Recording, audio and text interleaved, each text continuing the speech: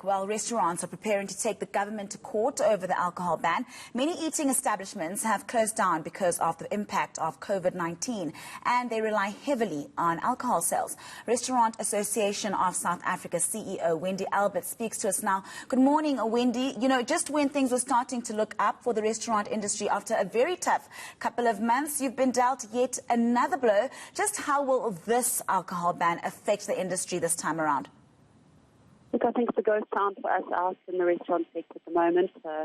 Anybody who is going out to eat in establishments will well note that many of the restaurants have closed their doors, many permanently, some temporarily, and some really holding on by a light of hope to push through this very, very difficult time.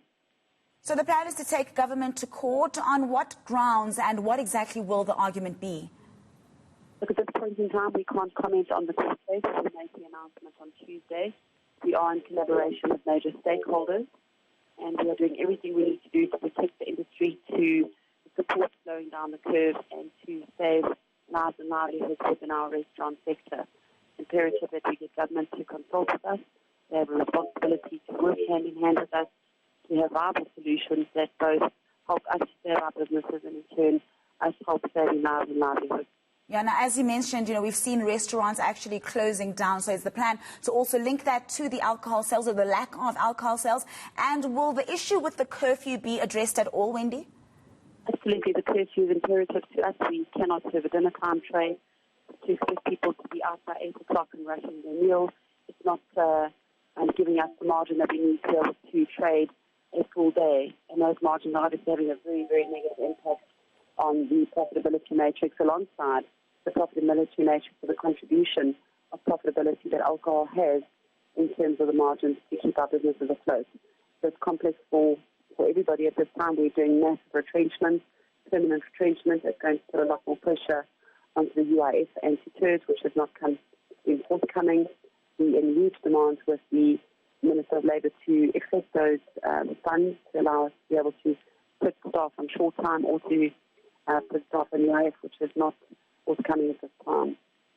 Wendy, as the Restaurants Association, are you confident that restaurants can actually serve alcohol responsibly while also sticking to the COVID-19 regulations? And did it work well the last time around when alcohol sales were open? You know, when we took to the campaign A Million Feet on the Streets, we highlighted the decimation of the industry, and it was imperative on how we could safely reopen industry. You know, there were many factors that contributed to the festive season that should have been taken hindrance of, and we should have been more proactive than reactive to the time. And that is as a country, not only as a sector. There's no better place to safely consume alcohol in a licensed establishment where you're sitting down and having single shot measures and you're able to enjoy a glass of wine, a beer, or an alcoholic beverage in a licensed establishment where there's a custodian of a liquor license, as opposed to sitting under a tree and drinking a full bottle of alcohol, where there is nobody taking responsibility of your behaviour or being able to limit the amount of alcohol that you take. Now, we know that SAB are also working on legal action. Are you going to be part of that application, Wendy? Unfortunately, we can't comment on our application until Tuesday. All right. Thank you very much, Wendy, CEO of the Restaurants Association of South Africa.